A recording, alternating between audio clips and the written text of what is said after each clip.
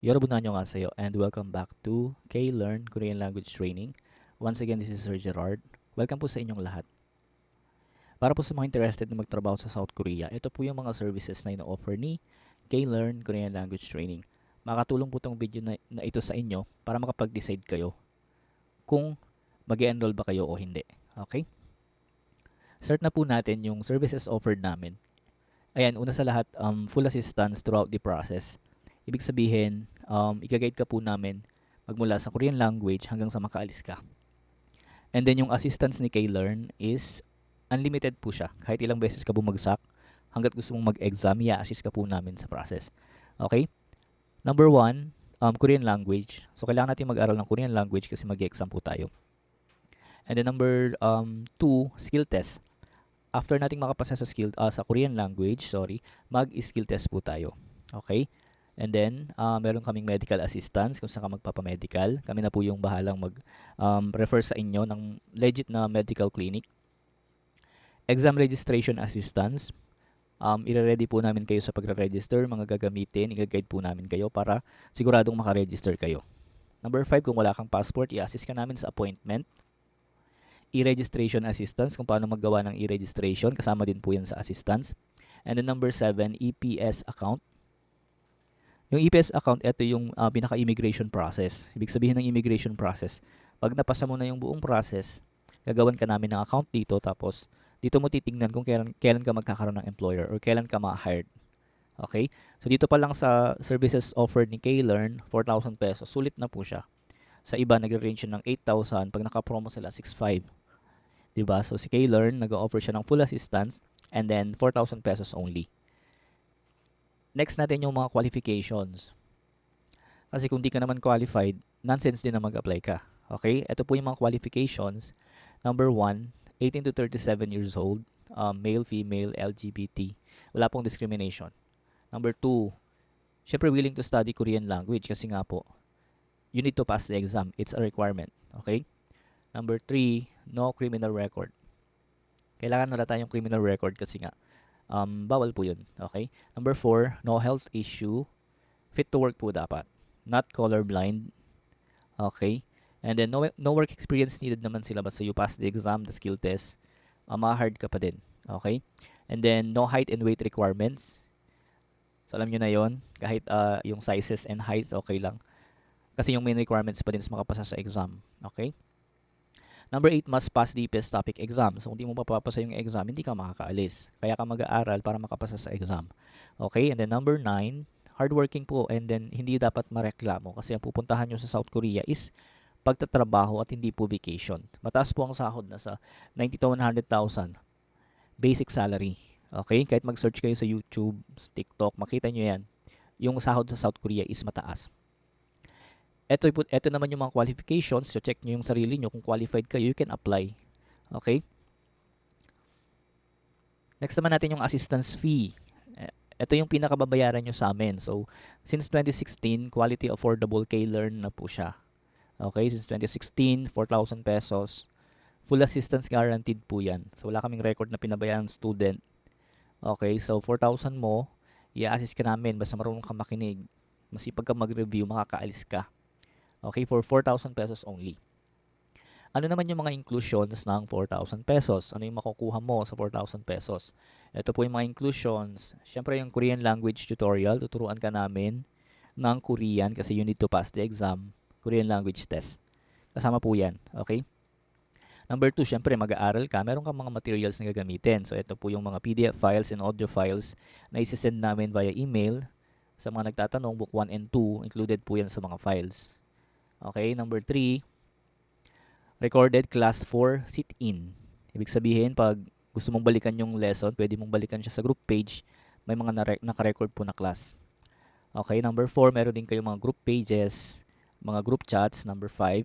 And then number 6, exclusive vlog for updates. Okay, exclusive for K-Learn students only.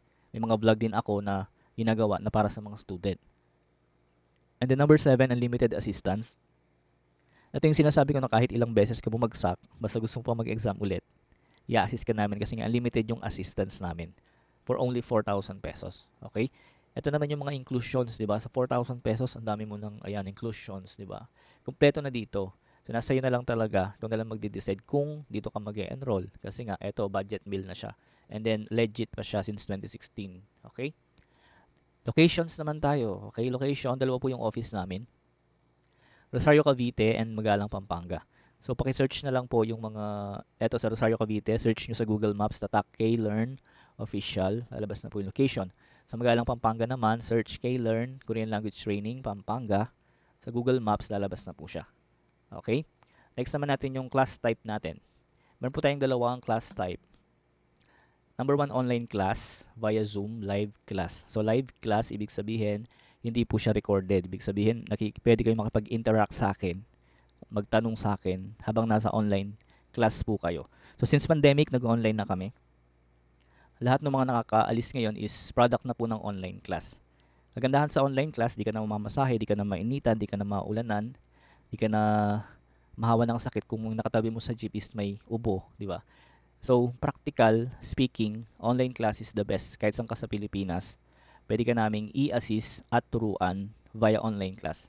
Okay, eto, kung wais ka, try mo sa online class kasi eto, tipid. Hindi ka pa naman pupunta ng DMW, mag-aaral ka pa lang at dun sa process, kaya ka naming i-assist kahit sa online po siya. Okay? Pag-isipan mo mabuti kung same lang din naman siya face to face kasi para ka lang parang nilagay mo lang sa screen ng phone mo yung whiteboard or green board, di ba? So, kung wais ka, you choose the online class. Then number 2, kung gusto mo naman ng face to face, kung palagala ka, gusto mo talagang nahihirapan, ganun eh. Pwede ka naman mag face to face. Kaso ang face to face namin, dito lang siya sa Magalang, Pampanga. So kung malayo ka, gusto mo talaga ng face to face para maka-avail ka ng 4,000, i-push mo lang, punta ka ng Magalang, Pampanga, free boarding house naman siya. Kompleto naman yung office, boarding house, tubig, kuryente. Kompleto naman po siya, free naman yung boarding house. So yun po yung mga class type namin. Okay? Andyan po yung mga option, ikaw na lang pipili. Kung wais ka, advice ko yung online class mas the best kasi mas makakatipid ka po dyan. Okay? And then, ito po yung class duration natin. So, 10 sessions, 3 hours per session. So, ibig sabihin, 10 beses ka papasok. Kada session, 3 oras. Okay? 10 sessions, hindi po 10 season. Okay? 10 sessions. 10 beses ka papasok, 3 oras kada session. Okay? Then, after mo ng 10 sessions, kasi meron tatanong, ay, 10 beses lang papasok. Ay, 10 times lang. So, yung Korean language, hindi naman siya inaaral ng sobrang tagal, especially sa basic. Okay? Kasi dito, after ng 10 sessions mo, meron ka pa ding lesson dun sa mga group pages. Okay? Vlog lesson. Exclusive for students sa mga group pages po namin. Okay? So, basta yung tiwala, damihan nyo, kami na yung bahala sa inyong mag-a-assist at magtuturo, syempre. Okay? Yun yung class duration natin. Pakibasa na lang or pakinood na lang ulit kung may nakaligtaan kayo. Okay? Dito naman tayo sa class schedule. Meron kaming dalawang class schedule. Daily class or yung araw-araw kapapasok or yung kada Sunday lang papasok. Daily class natin, Monday to Friday po yan, 7 p.m. to 10 p.m. usually yung schedule. Daily class, araw-araw ka papasok, Monday to Friday, 7 p.m. to 10 p.m. yung slot ng, or yung time slot ng araw-araw. Okay? Number 2, Sunday class. Kada Sunday ka lang papasok, 10 Sunday yun. Okay? Kasi mislead nung iba, ay isang Sunday lang po, 4,000.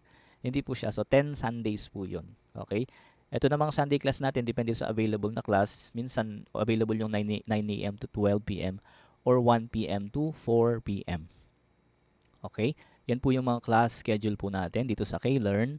And then, note po na si K-Learn is not an agency. Si K-Learn po ay isang learning center na nag-a-assist sa inyo sa process kung paano kayo makapagtrabaho sa South Korea.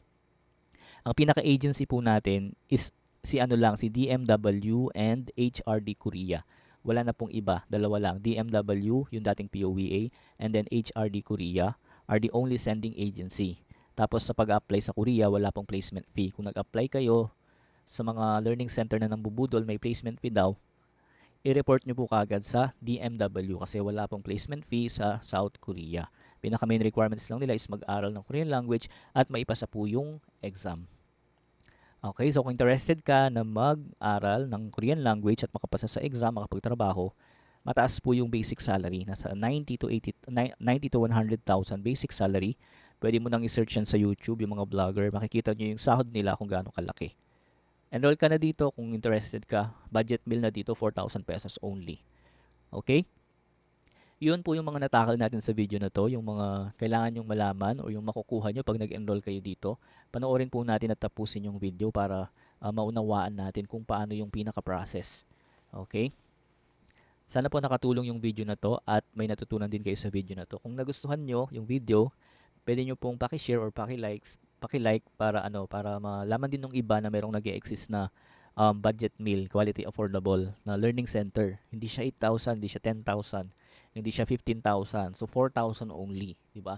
Since 2016, mag-8 years na po kami. And then you can check the page kung legit ba talaga kami. Andiyan yung mga followers and likes, di ba? Hindi naman yan ganyan dadami kung ano siya. Or hindi naman tatagal ng ganun katagal yung page kung hindi siya legit. Okay? So maraming salamat po sa panood ng video. Once again, this is Sir Gerard from K-Learn Korean Language Training, your quality, affordable Korean language training since 2016.